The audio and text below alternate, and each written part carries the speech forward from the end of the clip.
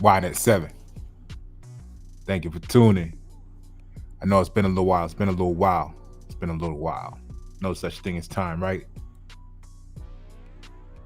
Got some, you know, people just funny, right? People funny. But them being funny actually hurts. Actually hurts the whole community, right? Hurts the whole community. What you mean, Pasha? I mean, like, I'm going to tell you why my phone should be ringing off the hook. Why my inboxes should be overflowing right now. Because for almost a decade, for over a decade, I've been fighting a battle seemingly by myself. And I'm not saying there ain't other people out there doing it. I'm just saying from my perspective, we either so far away or so far apart. We just can't seem to get it together. But here, it's all starting to make sense now. I'm gonna go over some things with you. I'm gonna show you why Pasha Pablo, why his why statement, critical solutions expert, reducing codependency on big government, large corporations, by empowering the people, we the people, to create sustainable communities. Because I guess I only said it a million times, but I guess 1,000,001, it'll make sense to one more person. And we need a critical mass. See, I talk to a lot of business owners, just like you. And when you tell a United States mentality citizen that you're American and we need to work to be sustainable and independent from the United States, most of them, they run from you. And they go back to their little cliques and they say, ooh, Pasha's crazy. Don't talk to him because, if he gets in control or he gets into power or whatever the fuck they be saying, it's got them all like, keep him out the group. But then their whole group is suffering, struggling. Why? Because they don't have the knowledge needed to make the group better, but they won the popularity contest as the leader of the group. So ignorance is popular. And the book said, you guys know I'm not religious, but the book said our people perish through the lack of knowledge. And if that ain't true right now, you know what I'm saying? So small businesses, right? The reason I brought that up as the opening gambit is because they go run. They say, oh, Pasha's saying he's American. It sounds like he's anti-United States. No, you just need to know what the United States is. It's user error that everybody's suffering from right now because we haven't got enough people that know what to do in the right positions. We got a whole bunch of losers that just want to be popular. And they're making a couple dollars at it, but guess what? It ain't enough because they still crying for more. And if they broke, if your leadership is broke, then what's the rest of your team look like? But y'all popular though, y'all the shit. Everybody got y'all number. Everybody know y'all name. Y'all doing big things to a kindergartner. The people that can make the real difference, y'all getting them out the way.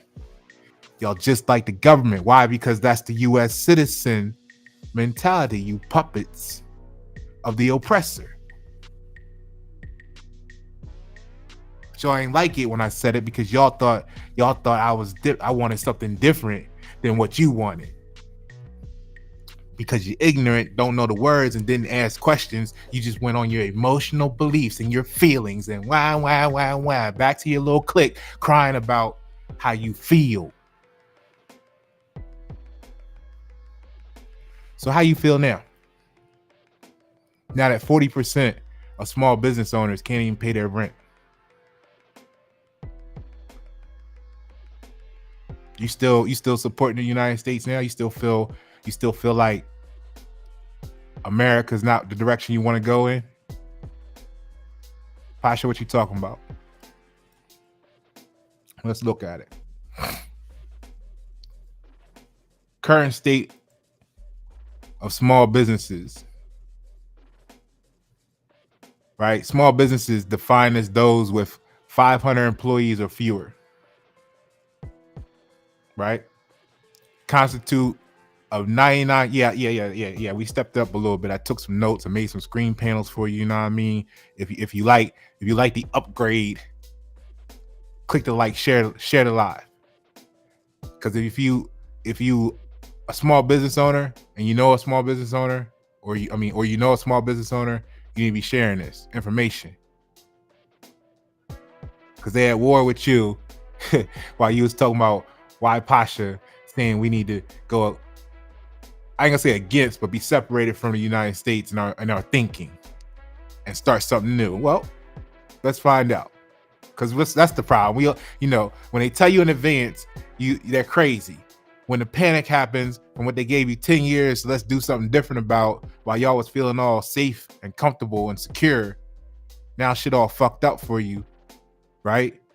Now you wanna ask what to do. Now you wanna scramble and keep this person out the group because you feel like there ain't enough currency. Oh, you don't even know it's currency. You still calling it money, right? You feel like it ain't enough currency to go around for everybody. Because why? Because you were too busy being comfortable when the people like us were saying we need to build something different. See, that's the problem with ignorance. Ignorance think they smart. Ignorance think wisdom is dumb. Right? But let's look at this situation here. Small businesses, right, defined as those with 500 employees or fewer, constitute 99.9% of all U.S. businesses and 99.7% of firms with paid employees. They have been responsible for creating 62% of the new jobs from 1995 to the year 2020 and account for 44% of U.S. economic activity. Small businesses actually reinvest into local communities. We've talked about this here multiple times on YNet 7. Supporting new businesses, new business creation, and public services, right? So despite the challenges, the formation of new businesses has actually been on the rise with historic peaks in business applications. And you know that was the case during the scammed time period, right? Everybody was like, F it. F that, right? It's like, F that pussy ass shit. We starting our own business. And they went and started a business and they got all politically correct on you and they didn't want to use the word pussy, but they saying fuck that. Right? Insanity factors skyrocket. United States citizen mentality, right? Come to the American side. We ready to do some shit or else. They are essential for innovation, adaptivity, and significant economic development. That's the current state of small businesses. All right.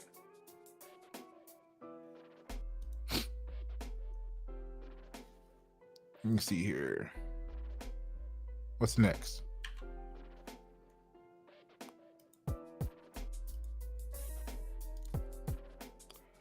So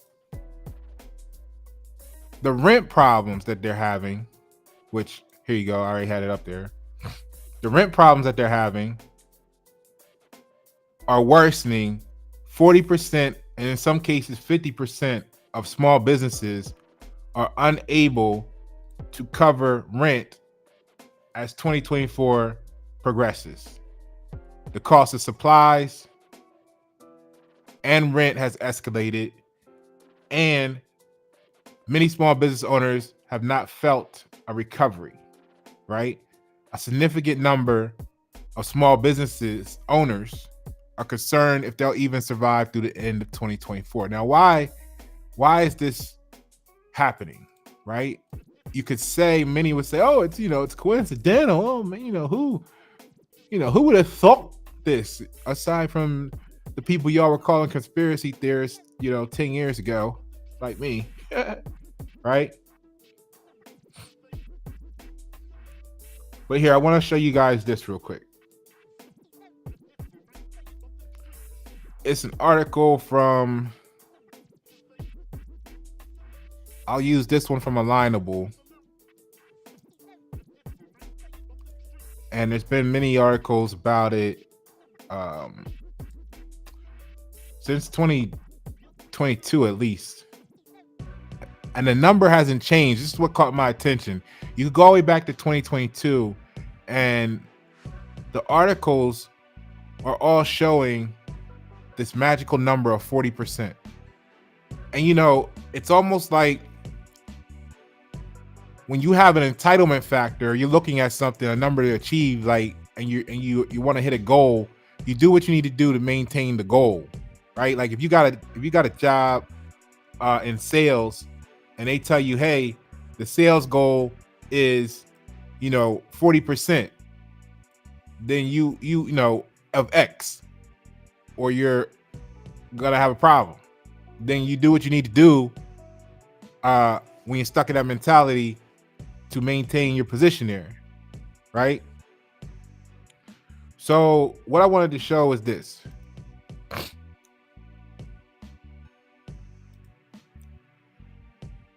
Pay attention to this in particular. Well, here, let's cover it. Look, rent spike 55%, say they got higher rent.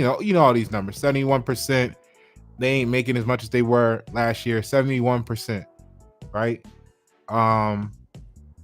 Numbers, you can stop the video and look at this as I scroll through. But what I wanted to look at was this right here.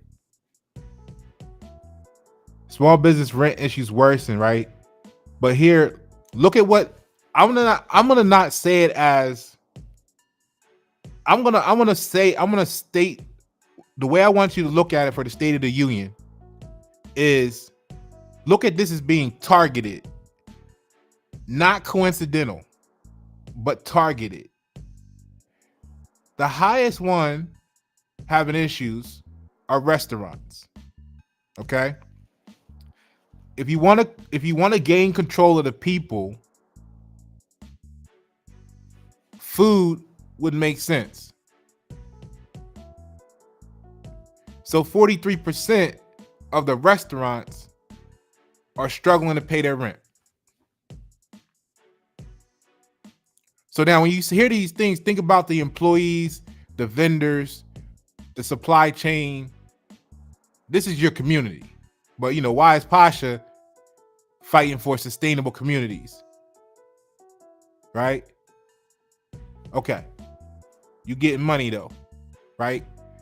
Like I made a post on the Facebook like last week or so. They trying to sell off all the Northeastern gasoline reserves. And I'm like, the government is, because they're at a time where they're trying to figure out how they're going to keep their doors open like a small business. And they decided they're going to potentially sell off the Northeastern reserve of gasoline. And I'm just thinking about, where's the people at? Because didn't y'all just go through supply chain nightmares? You couldn't get this, you couldn't get that. Now you want to sell off all the gas reserves? What kind of setup is that potentially?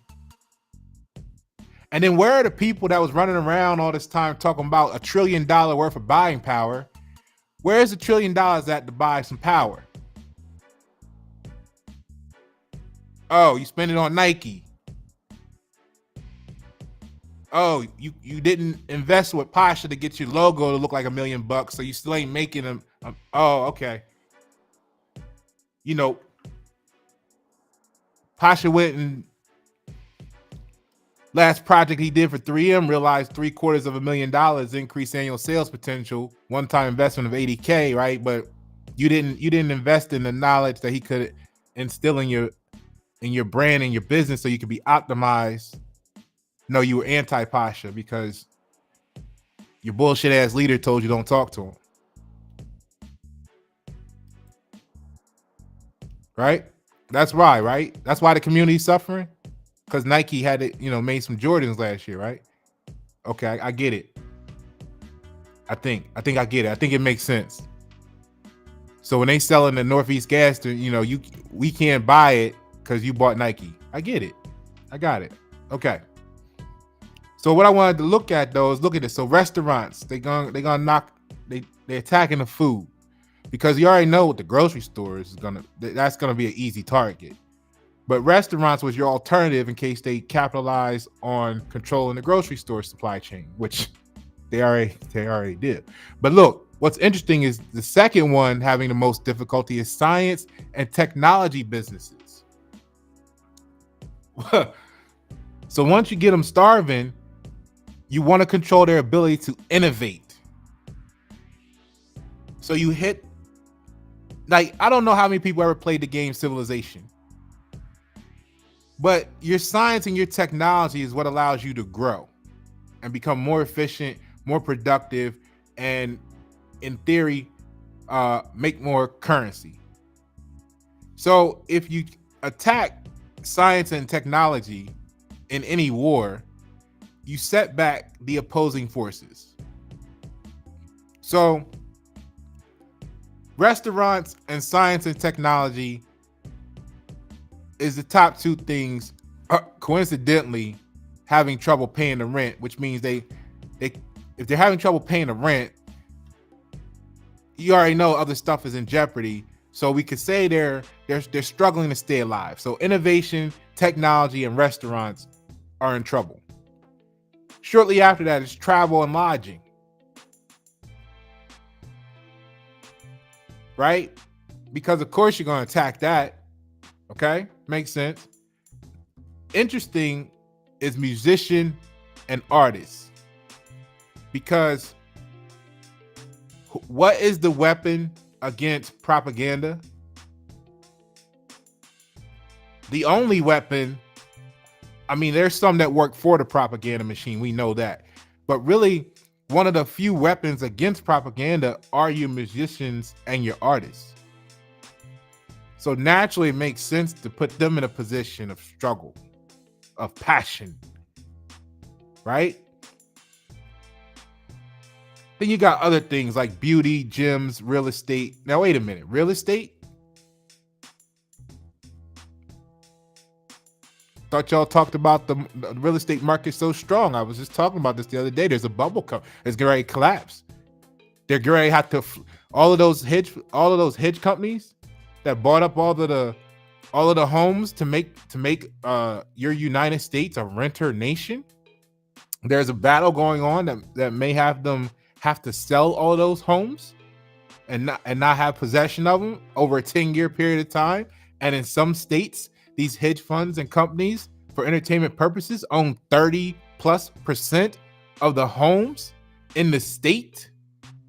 So you mean to tell me that in a 10-year period of time, on top of the natural selling cycles, you're going to have 30% of the homes dumped on the market for sale over a 10-year period of time? Do you know what that's going to do to national property values?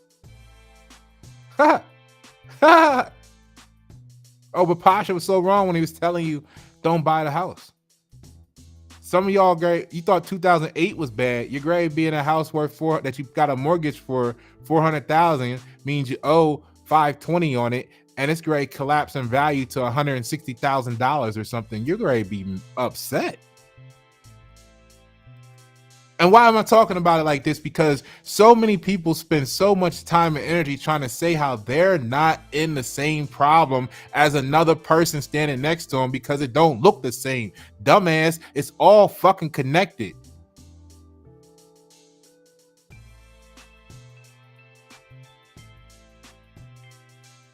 It's all connected. All right. So where were we at? retailers, construction. We already know the rest. All right, so that's what I wanted to point out there. I thought that was pretty interesting. Science and technology companies, blah, blah, blah, blah. That's important. Okay. That's really the only valuable thing on here that was interesting. These articles come out like everybody's putting them out. People should start referencing that, they got it from somewhere instead of making it seem like it was an original idea. But anyway, that's neither here nor there. So let's get back to this. Get back to the window. To the window. To the wall.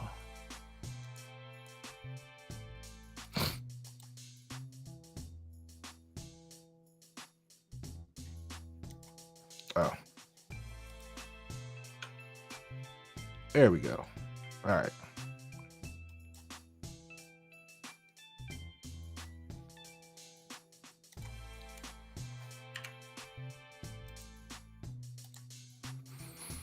All right, people, let's see here. Where were we at? We were here with it, and 40% of the problem, significant or small bit. Where were we? Did we get through all that?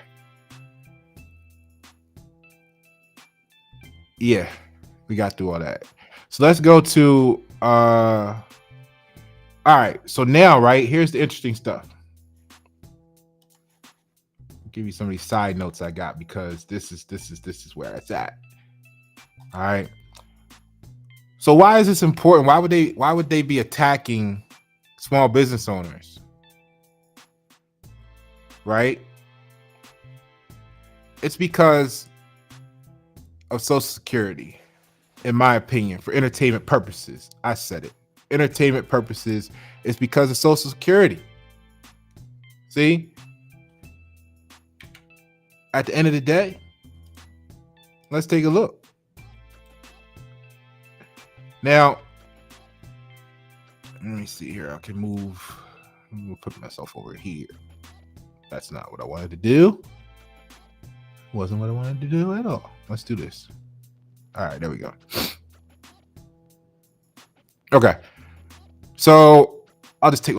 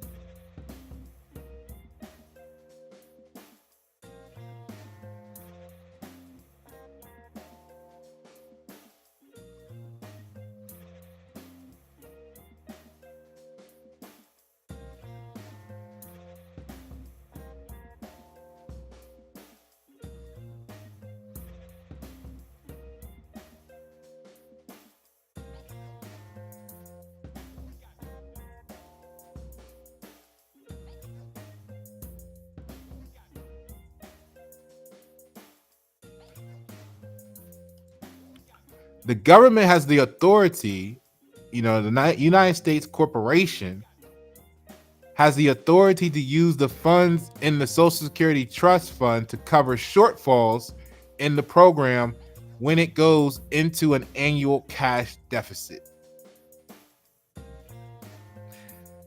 Now think about who was crying about they didn't have no funds to keep the doors open. The glass, the debt ceiling keep going up for y'all. I wonder what their credit score is. But anyway, when the program experiences deficits, the trust fund balance is reduced to cover the shortfall. The government is then required to seek alternative funding beyond the payroll tax dedicated to the program. Oh, the payroll tax is dedicated to the program. Now, remember that year 2000. Small businesses account for 48% of all U.S. employees today, which is down from 52% in the early 2000s. So let's take a look at this real quick.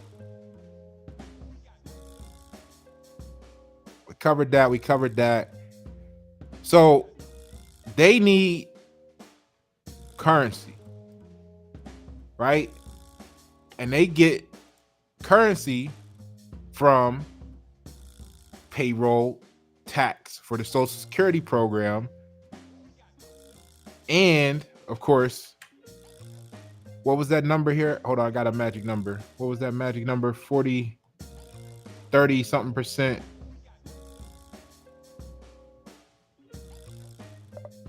What was it? Hold on one second here. Some interesting numbers about it, though. Yeah, here we go. Payroll taxes are a significant source of revenue for the federal government. In 2022, payroll taxes made up 30% of total federal revenue. All right. Now, the way the Social Security tax is levied is supposedly at a rate of 12.4%. And it's split evenly between employees and employers up to a maximum amount of the employee's wages. And it gives you the Medicare information at 2.9%, right? So let's take a look at this, right? All right, that's that. Got that. So here's the payroll tax rate history. Now, as you can see, Medicare has always been the lowest. I guess it was non-existent at a certain point, but it's just over 2%.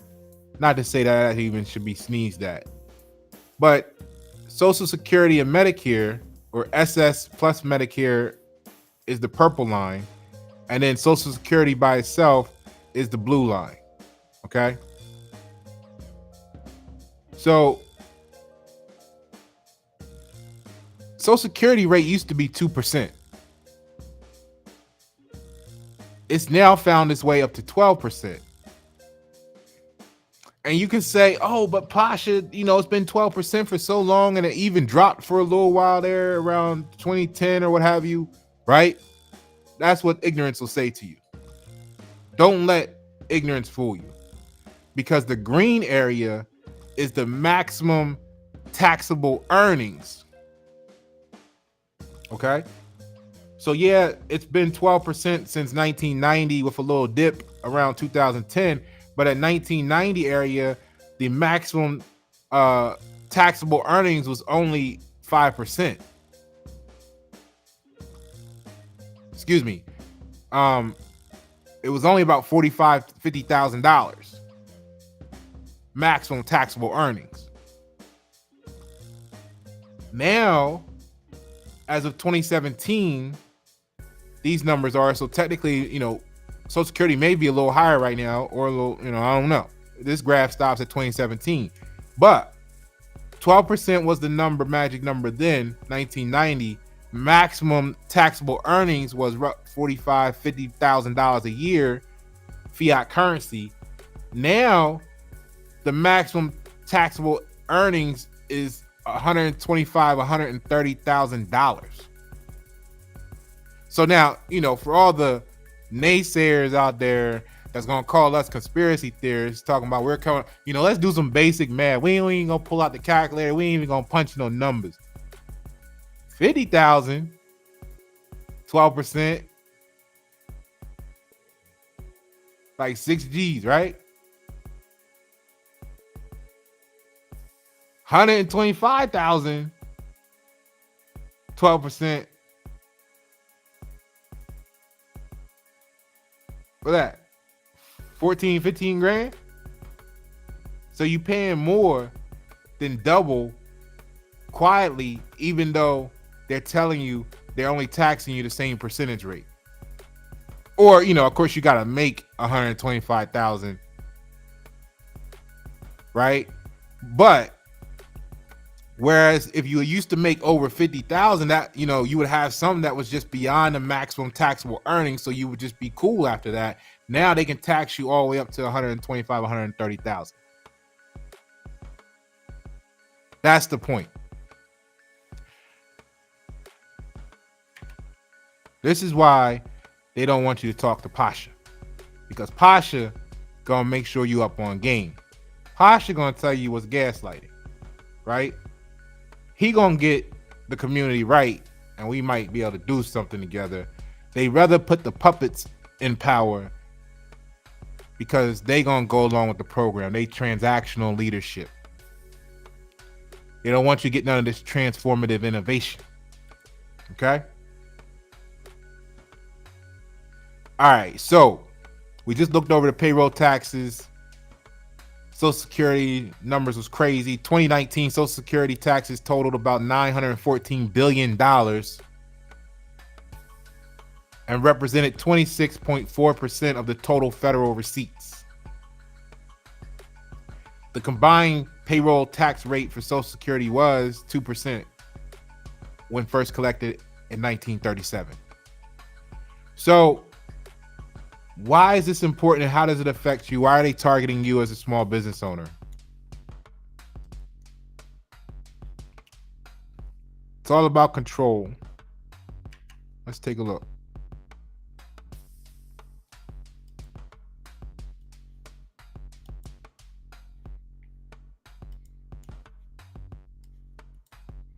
So the government, the United States corporation, could gain more control over the workforce and standardize operations. There could be a more stable and predictable revenue for the government through taxes on wages. And they're willing to sacrifice. Now, remember this word that we talked about. This is why I went and showed you the businesses that were suffering. However, this shift could lead to a loss of innovation, right? Remember the innovation and technology sector being targeted.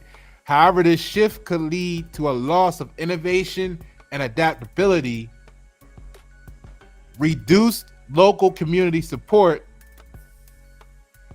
and a potential reduction in job creation and entrepreneurial innovation. How else better to have the conditions in place to roll out social credit score system to say only the ones we want to have work can have work if you can control and reduce the work, give it to those that are going to play ball like the leadership, like an Alignable or other small business situations right now, right? In your local community, because that's why you're in this position, because they've been playing ball either through intentionally or sheer negligence. Either way, these are the people you worship. So that makes you liable, community, for the current state of the nation. Welcome to America. So that's the factor that they're gonna get.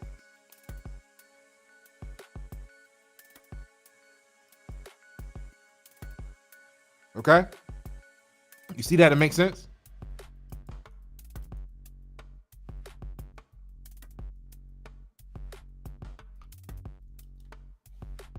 All right, let's go on.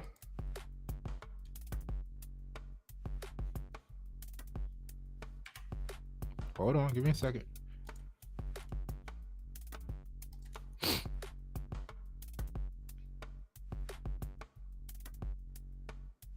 Now, on the flip side of that, what would happen, right? What would happen on the flip side of that? I will tell you what will happen.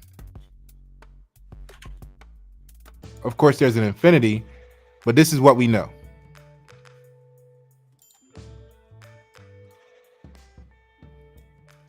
A higher percentage of small business owners could lead to increased innovation, economic activity, and job creation.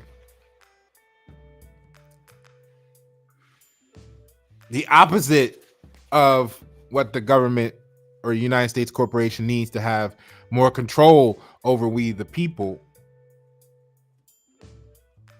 It would support greater local community involvement and improved public services. And the long story short is individuals could achieve the American dream and contribute more significantly to the economy. It kind of sounds like you would be more free as a nation. And who can't have that? Oh, the people wanting to control you. That's who, right? Because they need to control you because they need you as a resource.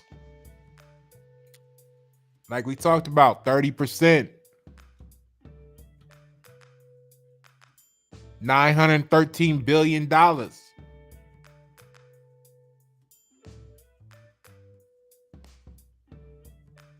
Now you see why they need Fed now. They want to see where funds are going.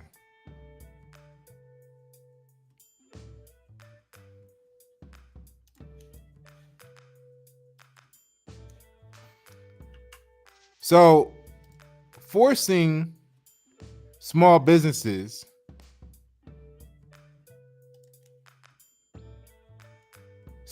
owners to become wage workers could lead to increased tax revenue and control, like we said. And of course, in default, may also reduce entrepreneurship and innovation because they get to control what you can think at that point. They're going to tell you what you can say at work, how you dress. And that basically tells you how you're going to need to feel all fucking day. And that's going to determine how you feel all day, determines how you go home and how you feel about the people that you live with. And like, you know, you found all this out during the scamdemic. And yeah. You thought social distancing was over? If 70 to 80% of the population became small business owners, it would encourage innovation and competition, potentially leading to economic growth and job creation and greater individual financial independence. That's why you hear me saying I'm fighting for sustainable communities. So if you are on the side of anyone who is against me, I just need it to be clear for the public what you really represent.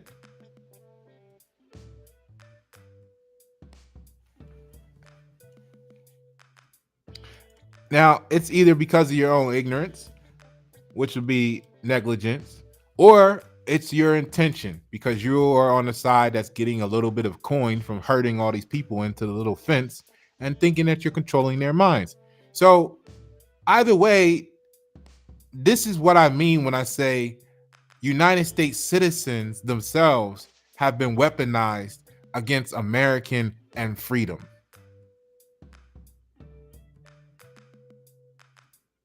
Because when you support the oppressor, whether you know it or not, ignorance of the law is no excuse. Let me see here. I think I got another slide. No. That's the last slide I got for you guys.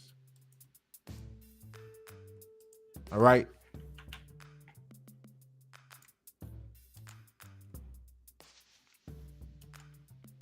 So the long story short is they're attacking the small businesses because Social Security is at risk. They need more wage workers. So if they can squeeze the small businesses into becoming wage workers, then they gain more stability on their social security. They don't have to come up with, because the more they got to come up with these funds to replace what they took out of the trust, the more they got to explain that shit. And then the more they got to explain that shit, the more people start to lose confidence. Since 1975 survey which showed that they had a high level of confidence in social security, now people don't really nobody really trusts it, right? So it's kind of interesting because when it was created in 1935, it was a federal safety net for elderly, unemployed, and disadvantaged. And you know, with the social credit score coming in saying that if you have a free mind, that you're going to be put into a disadvantaged position, I wonder, is that relative reason to claim Social Security being disadvantaged because you are an American, period. And being an American, surrounded by United States mentality and citizens and workplaces, you either have the choice to become fake like them or not fit in, right? So it puts you at a disadvantage. I want to see some American legal teams looking at that. So the Social Security Trust Fund, which pays benefits to current retirees and their families, relies on the payroll taxes collected from current workers.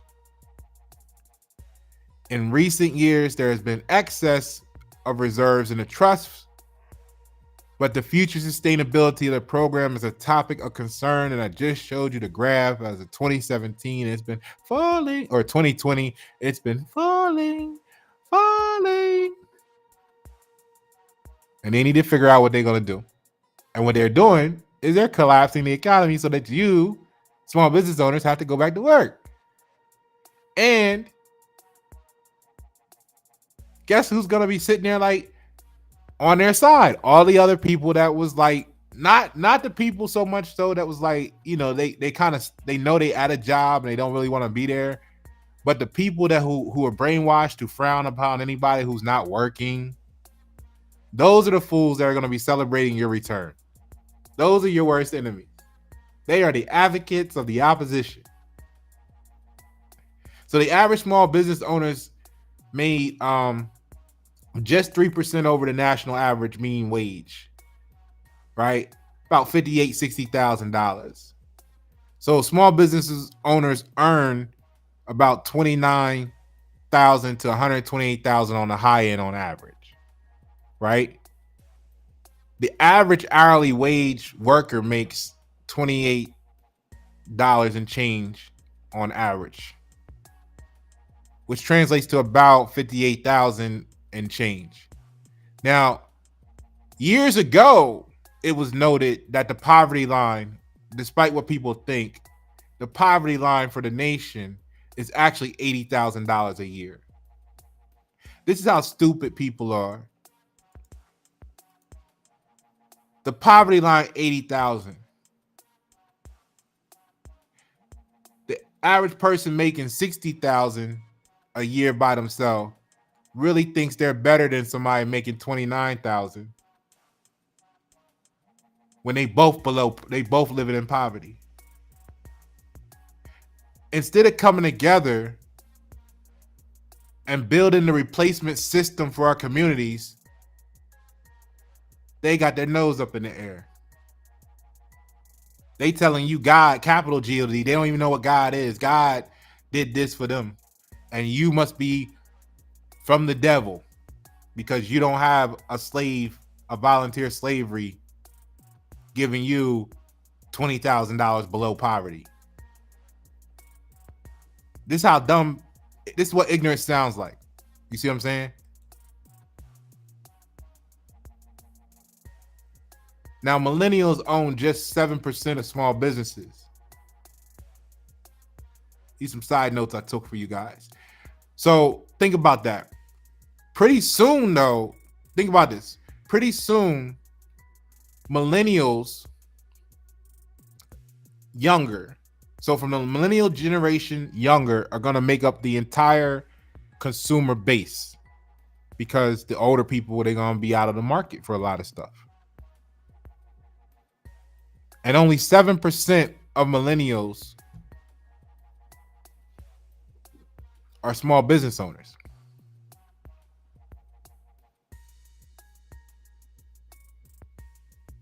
So I guess the math is either the other 93%, give or take, is either wage workers or they just don't give a fuck and they ain't got no job. Not saying they ain't got no income. I mean, I ain't gonna call it income because only corporations can earn income, but they just doing their own thing, respectfully so.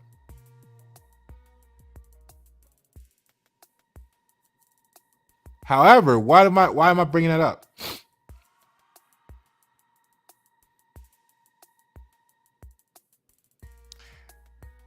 If 99.7% of all businesses in the United States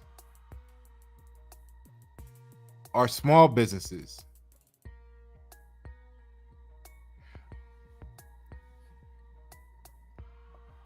but 7% is owned by millennials. And I know there's a couple other generations after us millennials. But if millennials only own 7%, how is that going to affect this number of 99% are small businesses when the older generations call it quits? So when you wonder why Pasha developing logos for you guys, brand strategies, looking to optimize your business so it's more sustainable, so we can have sustainable communities, it's because this is war, baby. What side you on?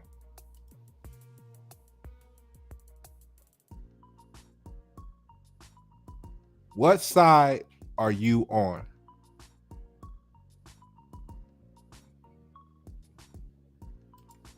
Pasha Pablo, YNS7. Thank you for tuning.